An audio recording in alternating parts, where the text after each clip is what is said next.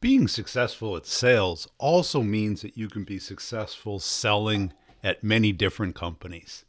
Most likely, if you're in sales, you're going to have a couple of jobs in your career.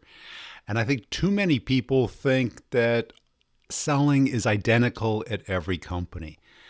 But the best salespeople figure out that heuristic, that equation, that process of what will work pretty much at any company selling any product. Too often we get too focused on our company, our product, our particular situation, and we forget about the process, about what the customer's going through, and how to look at our deal without being all emotionally wrapped up in it. We're going to be talking about a bunch of great issues today. And when you hear somebody who's been selling for a while, maybe 2, 3, 10 times more than you get to pull out some real pieces of gold. You get to empathize and understand that journey that we all go through. Because sales is counterintuitive. It requires us to be good at what most people are terrible at. Listening, asking, empathizing, understanding what's going on from the other person's perspective, and thinking through that, not just reacting, not just providing a proposal, answering questions, following up. All of these things, those are all traps. They're all dangerous. That's where our deals go to die. Most likely, people will buy when they have to versus when they want to. And by the time you get to the have to, all the fun is gone. All the margin is gone. And all the control and influence and motivation is gone. It turns into a transaction. What we want to do is get people to buy when they should, when they need, when they desire it. And when you're engaged with them, not when your successor is. Let's get into the interview. I'll sum it up at the end. And make sure you keep an eye on that clock, baby. Time's a ticking. Hey, John, welcome to the show. As we're getting started, give us a little background on yourself. Oh, well, thanks, Brian. Thank you very much. I'm actually very honored and thrilled to be on this. I follow your stuff on all different media platforms, and you're tremendous. So thank you. But well, I mean, I guess I got into sales about 30 plus years ago. My family owned travel agencies, and so I mean, when that was a thing, travel, they're very few and far between now. But when I started to work for my father, and he put me in charge of corporate travel, which is, as you may or may not know, is really sort of an intangible product or service. And I was in a bad Anderson Little suit, knocking on doors, talking to guys our age now. But I was 23 years old, just knocking on doors, not knowing anything really about sales, but really just trying to create some sort of interest. And I guess how I intrinsically was able to create relationships and have some success at that job. And it was really all because of the way in which I was able to, build rapport quickly.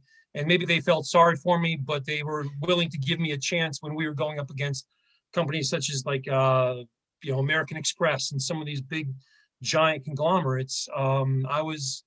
They were willing to give me a chance because all I was able to do is tell them and be sincere about the fact that we're going to offer the best prices and the best service, and I'm going to be here if something goes wrong. And that's how that's sort of how my whole sales career has been. Is the idea that you're representing your company that you're selling for, but you're also representing yourself, and there's a bond there that's a little bit different than just a business to business or a consumer to, it's just a different contract or pact that you're making with the person across from you. And what was it like leaving your family business? That's a story unto itself. Did you have a choice? but no, I mean, no, it was basically, and I love my father to death. But it was his baby, and I left that business because I had done I'd done relatively well, but I still almost had to ask my father to go to the bathroom. And I was getting to the point where I was 24, 25, and I saw other friends of mine making all this, all the, and still awful lot, but I had a company car.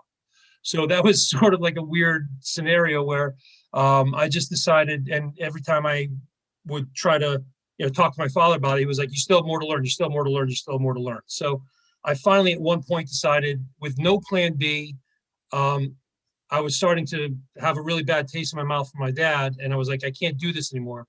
I got to just, So I went into the office. I handed him my keys, and I said, "I gotta. I don't. I'm beginning to hate you. I don't want to hate you. I love you.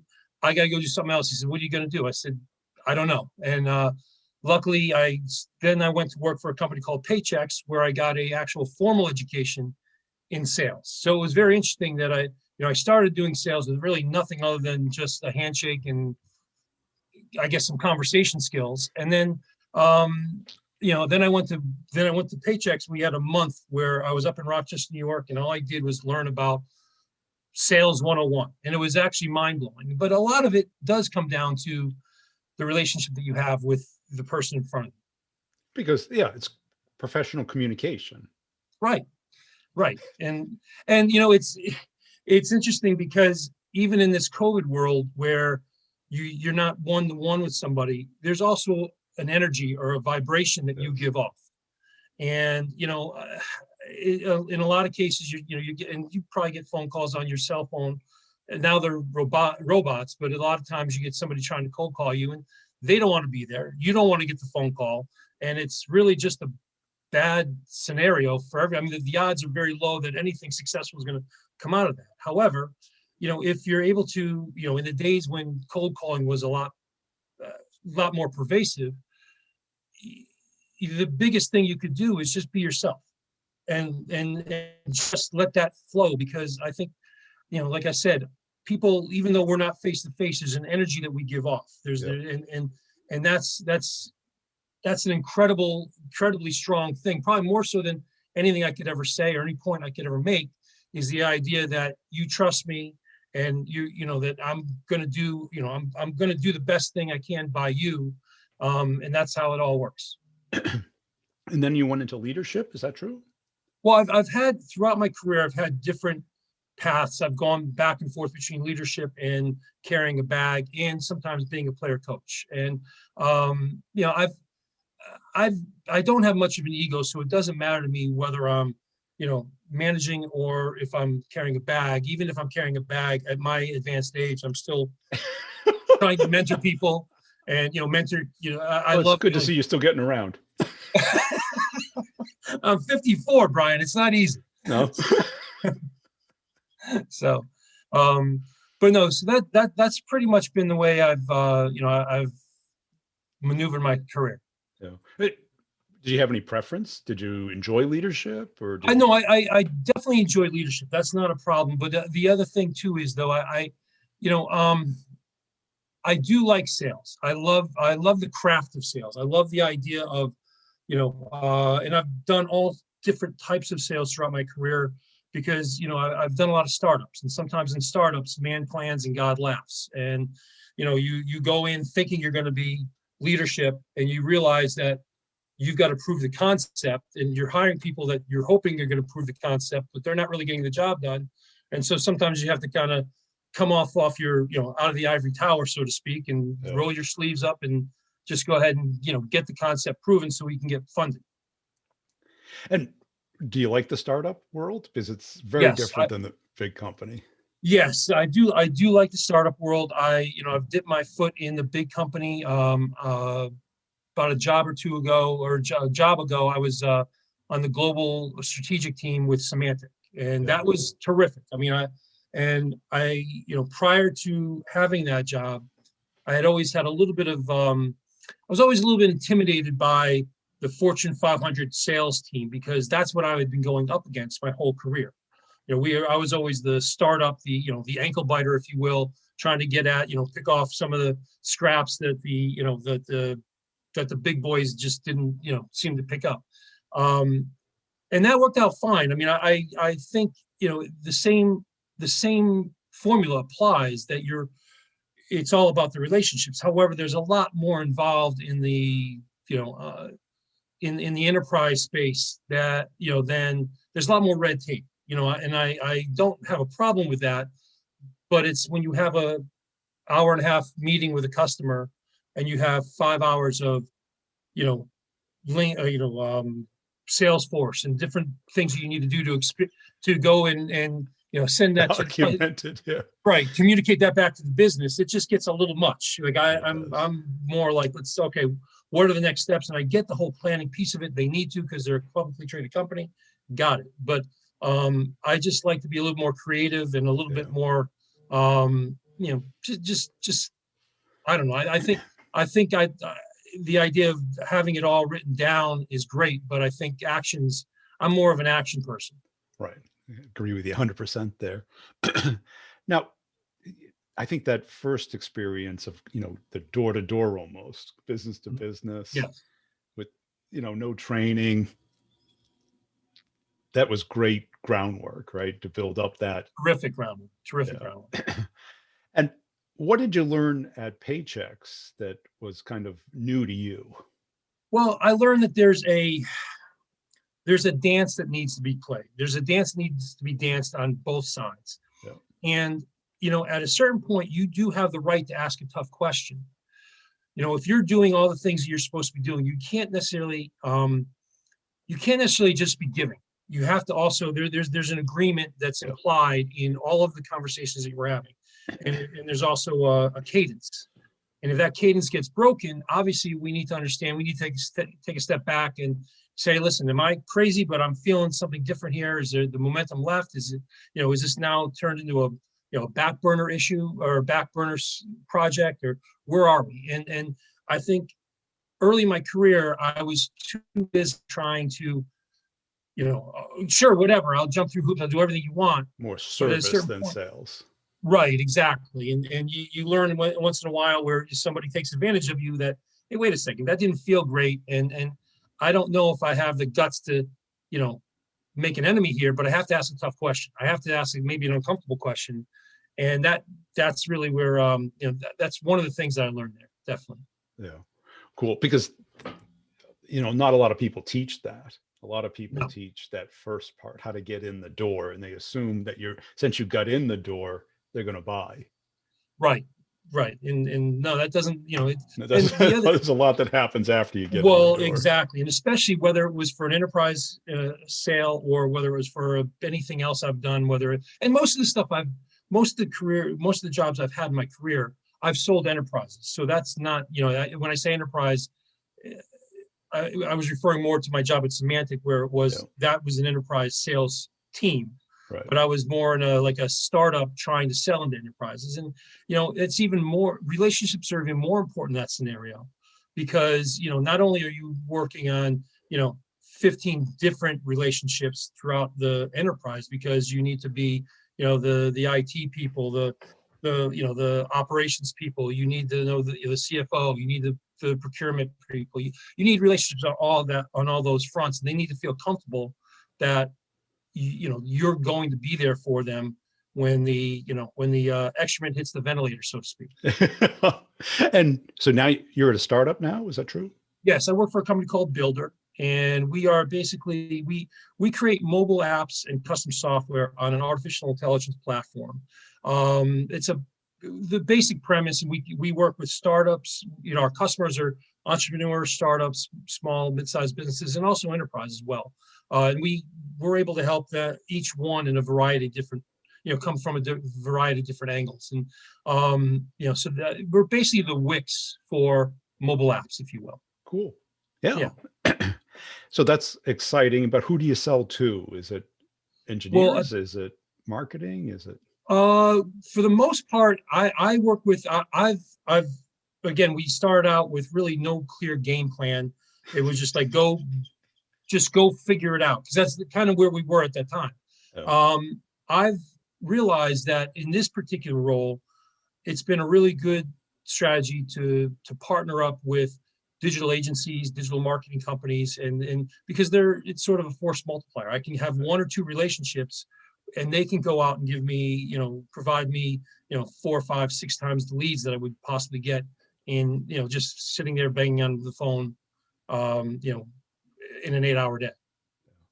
And what skill do you wish you had or wish you were better at? Geez, we could also have another podcast about that. But I think, one of the things I'm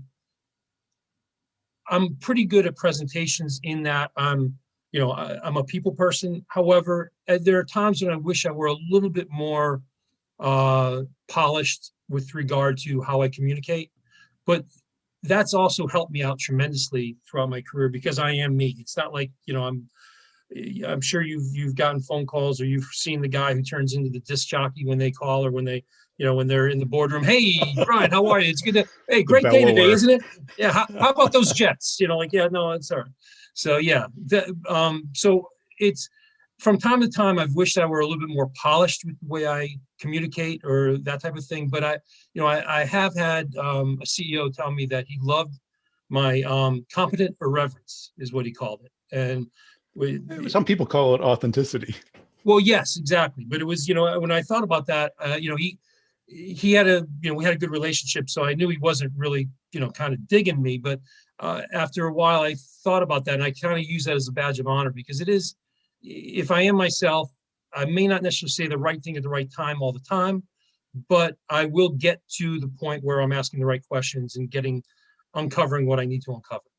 Well, that's it. Because if you act like a rep, you get put in the rep zone. Yes, very much so. Where they only want to talk. They don't want to talk to you. They only want to transact. Yes. Give me a trial. Get me a quote. And try having them answer your phone call. Like, that's the thing. It's right, exactly. So they need to, at least when they see that you're calling them, especially these days, because I can't show up at their office, shake their hand, take them to dinner, maybe go to a baseball game or whatever. I can't have that interaction. So it is very much an intangible skill that you need to at least have them like you. You listen, like is I don't like when salespeople use the word like because it's too nebulous, but there is because you have to have something behind that. Like you have to have a substance behind what, that emotion is, that positive emotion is, but you also, that's a big thing is I don't believe people will buy from people that they don't like. I think that it makes things easier all the way through. Yeah. You don't have to be their friend. Right. You do have to be friendly. Right. And the acid test is when they see your caller ID come up. Right. Regardless of them needing something, do they want to talk to you? Right. And it also gives you the entree into asking that tough, uncomfortable question. Yeah. Like, really, where are we? Like, what is this something that's going to happen or is it not going to happen? Just between us girls, what's going to, how is this going to happen? So. And that's important because you need to prioritize your time. Right. And nobody likes to deliver bad news. Yes. However, if the baby's ugly, that's the other thing I've learned. If the baby's ugly, you need to, and that's on both sides, whether you're talking to the customer or whether you're talking to your business, you turn around and say to your business, hey, listen, that deal I thought I was going to have this month, something just happened and it's not, you can't sugarcoat that because it's also your credibility on the line as well. And, things happen. There's a lot of times just situations change and it's not through any fault of your own. Right. And if you're doing all the blocking and tackling you think you should be doing within that opportunity, if something changes, you have the right to say, hey, listen, guys, I didn't, this just happened. I apologize, but, this deal is going to get pushed to the next quarter because of whatever. And it is what it is. And what were some of the epiphanies that you had as you went through your career? Well, I think this may get a little hokey, but I feel as though if you're givers gain, all right. So it's more about if I can pass on to anybody. I mentor quite a few kids in their 20s where I'm helping them with different questions that they have and helping them prepare for meetings and stuff like that, like small things like when you're at a board in a boardroom, and which nobody's in a boardroom these days, but when we get to being in boardrooms and you're presenting, always have your hands above the table where they can see, where your prospects can see your hands. It's sounds insane, but it basically not intrinsically, but there's it just sends a signal that you're trustworthy, and that's you're not hiding anything, and there's a lot of intangible things like that over the course of 30 years, where I mean, I'm sure you've had some just nightmare presentations and presentations of believably. The difference between that is it could be very slim. It is, because I always say people don't think, they react. That's So true. you don't know how they're going to react to certain things. Everyone thinks it's only about what you say. Right. No, It's it's how you not at all. show up. Right. It's how you show up. And again, it's all the energy that it's there's so many intangibles that go into it. And I think, I don't know I don't know where I read it, but where I heard it, but something like 75% of all communication, and that 75% might be a bigger number or smaller number, but it's in that ballpark. 75% of all communication is nonverbal. Yeah. And, so we're making decisions unconsciously that we don't even really, we're not consciously making these decisions, and whether we like somebody, whether we trust somebody, whether, somebody's telling the truth or whatever. And that's basically it. But the other thing, Brian, to get back to what you're saying about epiphanies is, the idea that being brutally honest in a sales situation has worked for me. And I'll give you an example. Like, one of my jobs was we were selling mobile logistics for oil and propane fleets around the country. We were revolutionizing the industry. So you're talking about very disruptive technology. So you need to, everybody's got to be involved, from the dispatcher, the GM, the owner, the drivers, the people in the back who, Betty in the back who's in accounts payable, receivable, that they're all involved. And so, at certain points with the technology that we're selling, is we've got to, workflow process is a big deal. So many times I would say, we're not the company for you. And the reason why is because you do your workflow process this way, and this way. And our most successful projects are when you do your workflow process this way, that way, and this way. And you can hear a pin drop, because they're like, wait a second, you're basically telling us that, that's, and I would tell you probably more times than not, that company would rework the workflow process, because they've never heard a sales guy go into a company and basically disqualify themselves. And that's how it's definitely worked well for me throughout my career. Well, because the truth is a give. Right. You didn't have to do that. You could have kept your mouth shut and right see if they go for it anyway. Right, and try to fit that round peg in a square hole later on, or leave it off to the delivery team to let them deal with it. I'm on to the next deal. But again, it's I don't have a reference then. I don't have and it's just not the way to do. It's not ethically the way I want to do, the way I want to walk this earth. Because I see that certainly in, like, people in the first 5 years, they don't get the give. Right. Mm-hmm. They think it's that since it's their job to sell, it's someone else's to buy. It doesn't work that well, way. And that's and I think that's the gift of being in this game. As long as you and I have been in this game, is there's certain things that I know there's certain truths that I've come across. Whereas probably when I was in my 20s, I would have thought I was going to lose my job, or my manager would be upset with me, or this, that, the other thing. And yes, those are all byproducts of certain things that actually end up happening. But if you're doing the right things, and you're doing the right blocking and tackling, eventually you get to the point where you're comfortable in your own skin, and you can say, hey boss, listen, I did everything I possibly needed to do on this, and here's the reason why. And if your boss, the other thing too is one of the things you also need to be able to do in any sales team is make sure that your manager doesn't have to worry about you. If he or she has 10 or 15 people that they're managing, the one gift you could give to your sales manager is, hey, listen, you know what? I know I got 4 or 5 people, but when my head hits the pillow, that I got 4 or 5 people that I worry about. But when my head hits the pillow at night, I'm not worried about Rosen. I know he's doing everything he possibly can to do whatever, for the team. And that's a great point, because I always found it that the sale moves so much faster when you do give. Yes, And the more you give, you got to be judicious. You got to be of with the course. people that are most likely to buy, have interest. But I see so many companies that like they won't give unless they pay for something. It's Right. always transactional. Yes. Yep. Exactly. Exactly. Yep. And the problem is it turns into a transaction, not a transformation. Right. And that's not how you build a business. You build a business and you build a customer base on raving fans. Yes. And that's really, that's how you build everything. Well, what do you typically see younger salespeople doing wrong?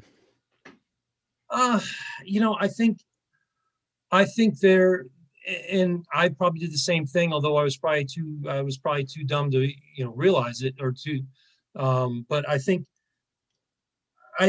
they just haven't gotten the comfort level within their own selves to really ask the tough questions. As long as they're getting yeses, they're fine. They're happy and they feel as though they're moving the ball down the field. But what they really don't realize is that they're not. Every once in a while, you need to ask a tough question, just as a sanity check that the whole process is going along the right direction. And yeses sometimes are great, but yeses sometimes can set you back an awful long way. Right.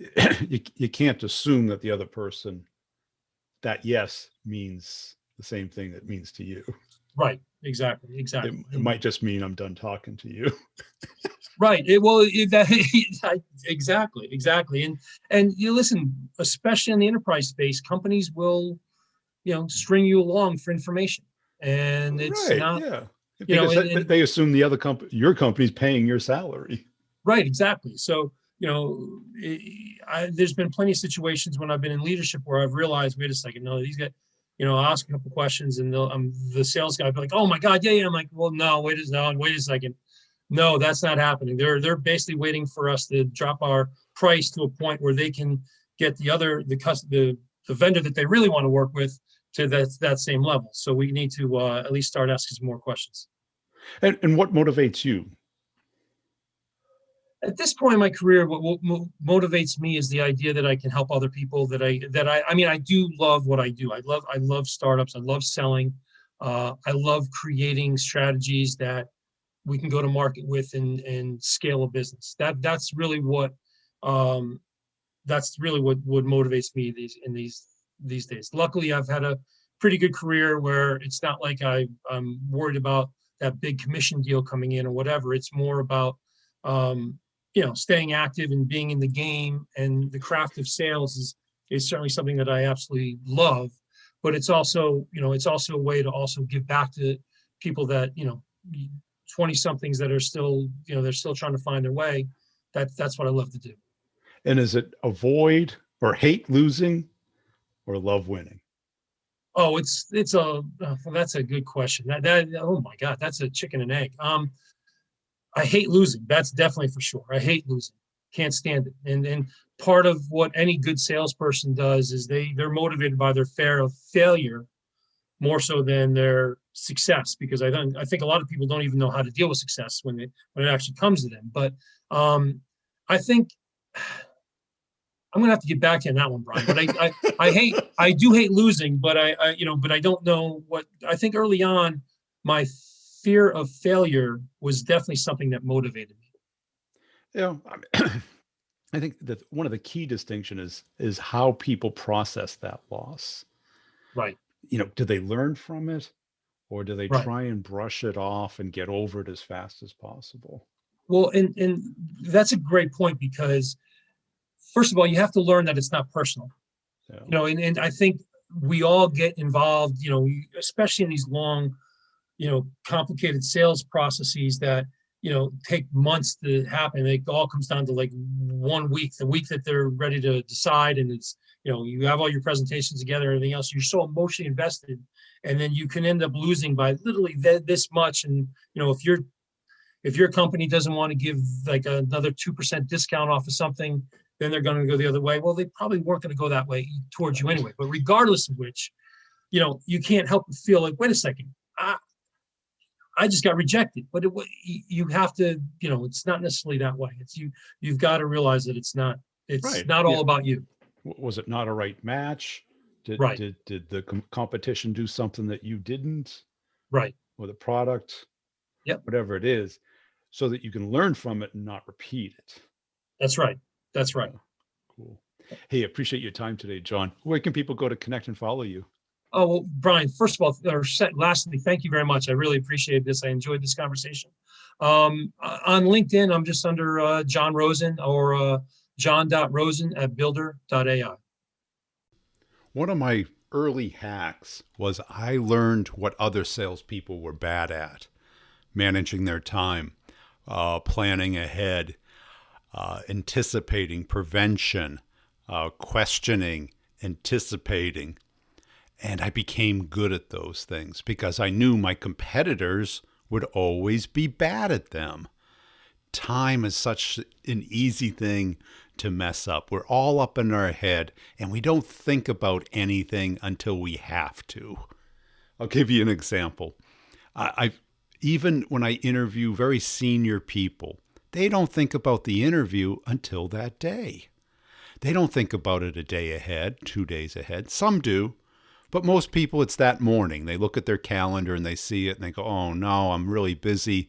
I can get rid of this because it's not revenue generating or whatever. But it could be the most marketing they're going to get all year, more than a keynote at a trade show. There's certainly more people in the audience. They're not thinking that way. They're just thinking in the moment. And this is what we do as human beings, as mammals. We're not creatures that can think ahead. Now, if you could apply all of those things, not all, but maybe one at a time into your career, looking at your calendar, look one day ahead. You will kick the butt of 90% of the reps. Now imagine thinking 1 week ahead or 1 month ahead. I had one rep who looks at a whole year. Maybe that's too much, but he has a great deal of recurring revenue. And he knows if he doesn't get that recurring contract, someone else will. Someone else is hounding, pounding, and helping that person all year long, waiting for that opportunity to open up on that anniversary date and be able to steal that deal away from him. And he doesn't want that to happen. Now, how do we do this? We have to plan. I put a calendar up on my wall. You may have seen it in the videos. And I keep getting a bigger one every year. But it certainly helps because I fall into the traps. I'm a mammal, just like all you other mammals out there. And like this year, I know the mistakes I made last year, the classic ones and the ones that have been recurring all the time. Think of summer. Most of us, our summer is not a busy season and we panic. July and August slow down, typically to about 50% of the rest of the year. Maybe even less, maybe not at all.